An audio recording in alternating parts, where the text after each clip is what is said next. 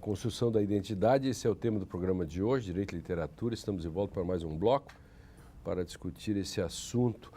O Mário, eu pedi para o Mário falar no final do bloco anterior, interrompi a narrativa dele, mas para ele completar agora sobre a questão da nomeação do pai, que é uma sequência disso que ele está falando. Só para explicar didaticamente isso, Mário, que a mãe é a completude, essa coisa assim. Isso é muito importante, porque se trata de uma descoberta de um fenômeno que ocorre na criança, no bebê, entre 8 e 18 meses, que é um momento de euforia quando o bebê aprende a unidade da sua imagem.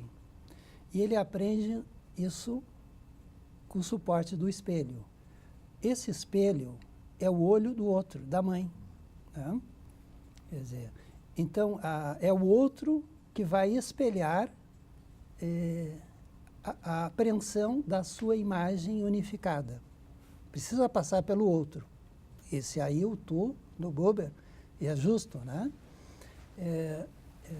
Só que essa apreensão, que é uma apreensão imaginária, ela requer uma segunda operação, que é a autenticação. Tá? E essa autenticação vem do adulto, do outro que está ali, que diz, sim, és tu, João, és tu, Pedro, és tu, Ana. Né? Ou seja, que aquela apreensão da imagem recebe um aval.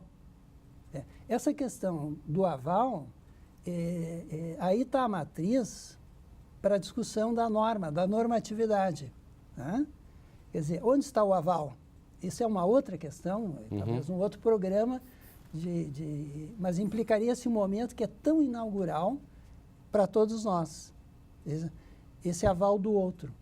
Esse aval do outro, isso é a entrada do terceiro, que seria a questão do pai, que vem enquanto nomeação.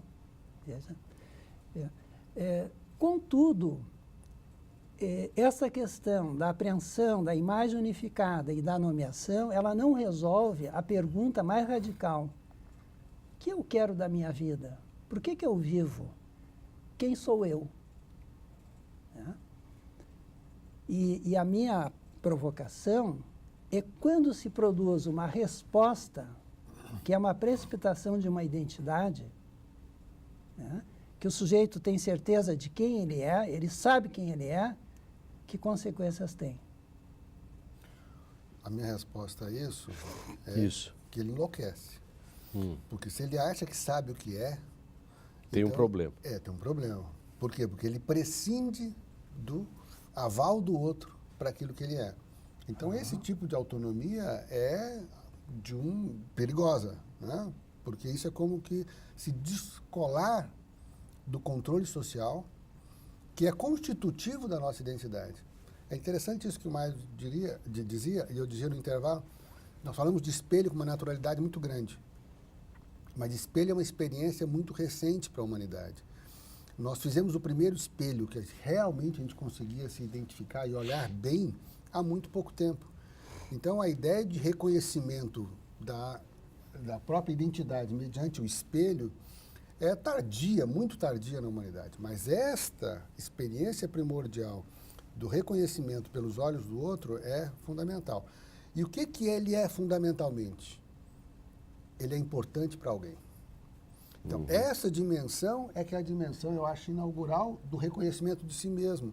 Que eu sou importante. Antes de ele se comunicar com a mãe, de qualquer modo, ele se reconhece como importante para a mãe, porque recebe cuidados. Né? Então, ele é alguma coisa que é importante para as pessoas. Bom, e isso, me parece, deve nos acompanhar a vida inteira. E nos preenche a existência como sermos importantes para alguém. Agora, para isso, os outros têm que ser importantes. Se eles não são mais importantes...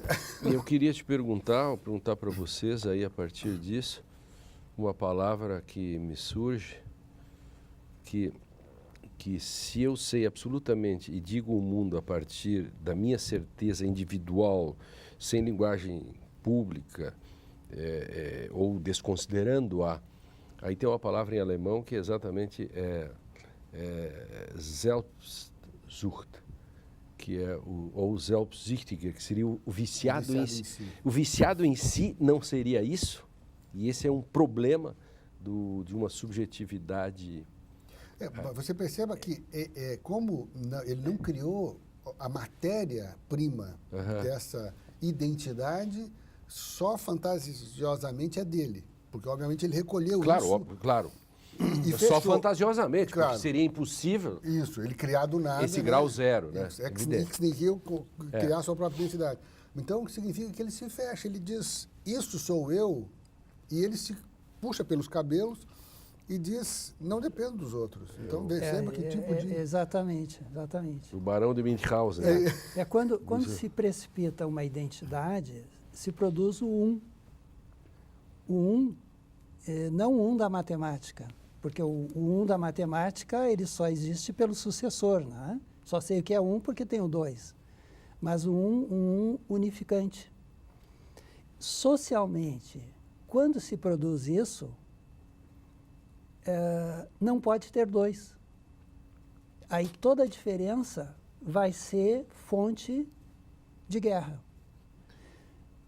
É muito interessante, quem conhece um pouco a Alemanha de hoje, a Alemanha de pós-guerra, a ojeriza que o alemão tem a qualquer símbolo da identidade nacional. Né? Por quê? Porque eles passaram por essa experiência de que ali se constituiu a ideia de uma identidade. E do um. Do um, exatamente. Claro, por exatamente. isso que Hobbes é o um e a sua antítese é Rousseau, que é o todo. Mas ambos também são um. São um. Porque o todo é o um, aqui o um. E o um é um. O um é o todo e aqui o todo Exatamente. é o um. Por isso que a democracia estaria, aí no caso, no meio, que é Locke. Mas aí eu pergunto, pegando a palavra de novo, eu estou no rastro das palavras, né? Indivíduo, não dividido, o problema é um conjunto de indivíduos. Um indivíduo não é um cidadão, porque ele é indivíduo, não está... Ele não teria que se dividir no sentido do outro também? A própria palavra indivíduo...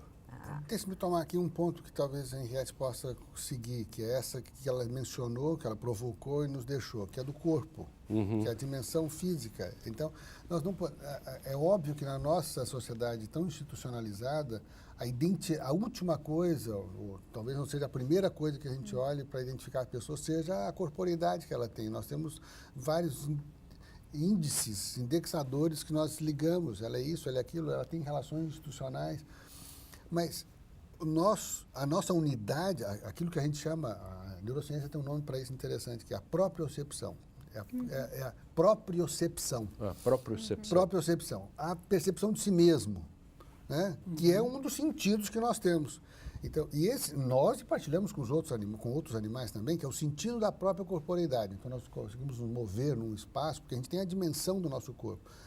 Então, eu queria dizer que, na base do indivíduo, quer dizer, há algo em nós que realmente é marcadamente individual, que é a nossa corporeidade. Ela está lá, sem essa corporeidade... E a propriocepção, ela é anterior à interocepção. Ela é anterior à minha percepção do outro. Tá? O Merleau-Ponty vai dizer que eu conheço o mundo a partir do meu corpo, né? A partir da minha percepção de consciência dentro do meu corpo. Tá?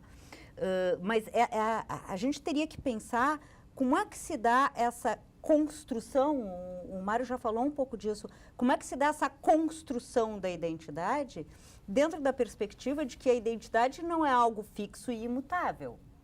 Diante da identidade, que no caso o Moscarda vai trazer isso, né, de que nós somos, o Proust também traz isso, de que nós somos uma sucessão de imagens para o outro, né?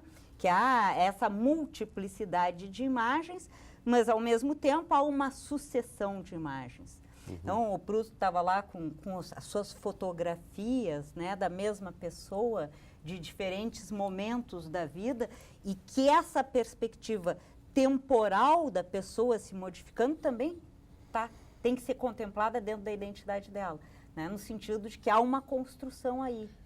Então, sim, há um eu ideal, há um ideal do eu, mas há um processo aí de construção da identidade.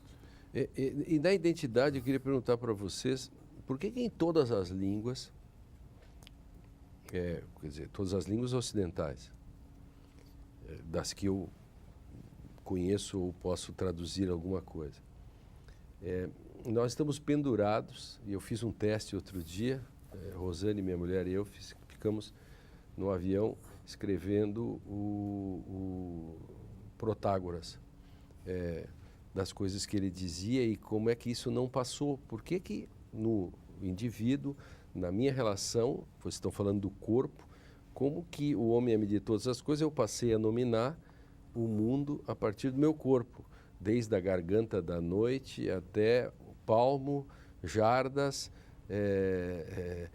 o piscar de olhos, e aí nas várias línguas, até os palavrões eu uso o próprio corpo. Esse sentido que atravessa os séculos nas várias línguas tem toda essa relação da construção de uma identidade que não se solta do próprio corpo, desde a aurora da civilização. Mas, Eulênio, essa tua questão a gente teria que retomá-la historicamente. Quando é que o problema da identidade surgiu como um problema? Né? Há um momento que ela surge. Claro, né? claro. Então, é o momento, por exemplo, em que se passa por exemplo, os índios, os aborígenes, né? Índios, não temos índios, os povos originários, eles não têm esse problema. Né? Pois é. Não tem. Porque a pertença à tribo faz tal marca, né, que este corpo é o corpo tribal. Né? Veja, os psiquiatras franceses, aí, a metade do século XX, eles falavam, definiam a esquizofrenia, porque é onde tem um problema de identidade, né? Por isso que eu estou dizendo, Sim. de um corpo sem órgão. Né? Um corpo sem órgão. E Lacan começa a perguntar, mas o que quer dizer isso? Qual é o órgão que falta? E ele vai dizer, órgão? Órgão? O que é isso, órgão? Vai para o grego, órgão, órganon. O que é o órgão para os gregos? Para Aristóteles, o que é o órgão?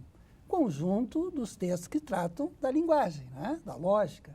Pronto. E Lacan diz, claro, é um corpo que não foi mordido pela linguagem. Perfeito. Está vendo? O corpo que nós falamos... Eu disse que vem Lacan. É um corpo mordido pela linguagem. Não, ele veio bem, ele veio bem. Veja. Não percam o fio da meada, que o Direito e Literatura faz um novo intervalo e no último bloco a gente continua a discussão sobre a construção da identidade, falando mais sobre a sociedade contemporânea nos ganchos que a gente conseguir fazer. A gente já volta.